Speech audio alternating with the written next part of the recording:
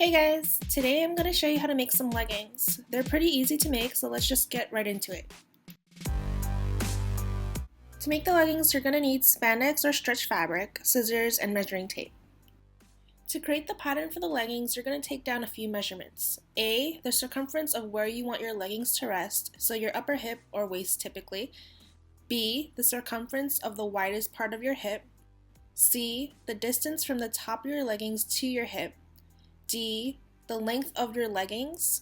E, the circumference of where your leggings end. I'm making my knee length, but if you're making full-on leggings, you'll measure around your ankle. And F, crotch depth.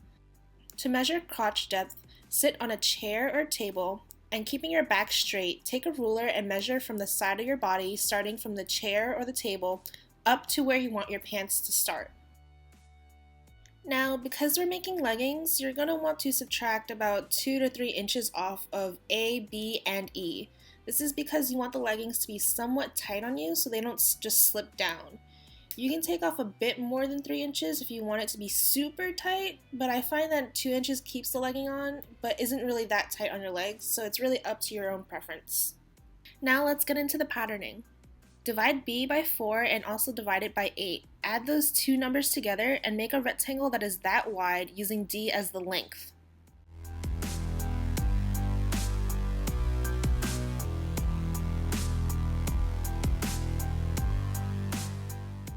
From one of the sides, mark out B divided by 8 and draw a line down the paper. I'm going to call this line the crotch line.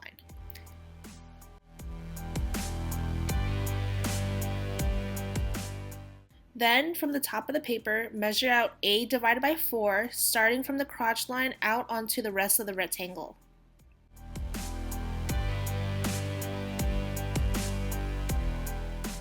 Next, measure down C along the edge of the paper and the crotch line, then connect those two marks.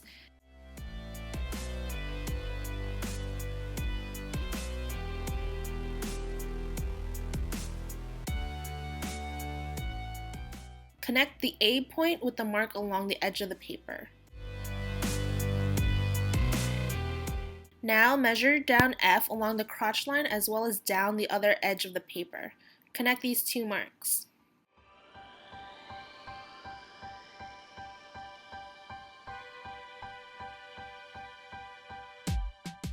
Here, you're going to draw a curved line towards the end of the line you just made.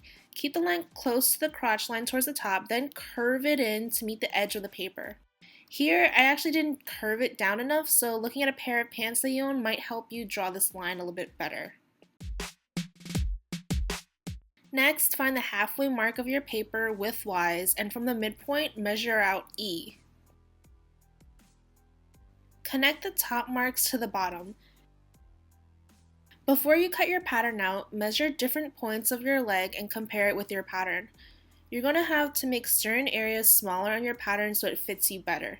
Since I only did up to the knee, I only had to focus on adjusting my mid-thigh area, but if you're doing the full leg, you're going to want to adjust the mid-thigh, the knee, and the calf portions of your pattern. Remember to subtract 2 to 3 inches from the actual circumference when you adjust the pattern. Once you've done that, you can cut your pattern out. The last thing you need to do is cut a waistband piece. Choose a width you want and double it, and make it as long as your A measurement minus 2 inches. I just did half of the length since I'll be cutting it on the fold. Now you can cut your fabric out. Cut 4 pieces of your legging pattern and 1 piece of your waistband. Take 2 corresponding leg pieces right sides together and sew down the inner thigh seam. Do this for the other 2 pieces.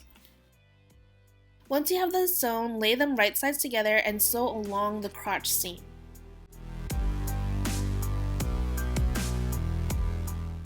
Then sew up the side seams. At this point, you can try the leggings on and see if you need to take in anything even more so it fits better on you. Make any necessary adjustments before attaching the waistband. Once you've done that, fold the waistband lengthwise and sew up the side. If you made any changes to the top of your leggings when adjusting them, make sure to trim the waistband piece as well, considering that the waistband piece should be the same measurement minus 2 inches. Pin the middles of the waistband to the mid-front and mid-back of your leggings, then pin it to each side of your legging. When you sew the waistband on, you'll pull the waistband slightly so it can be sewn all the way around your leggings. Finally, you can choose to hem the bottom of the leggings if you want to. I left them raw because spandex won't fray and I don't need to have it hemmed for my own purposes. And with that, you're done. Thank you for watching, and if you can guess what these pants are for, leave your guess in the comments below. I'll see you next time.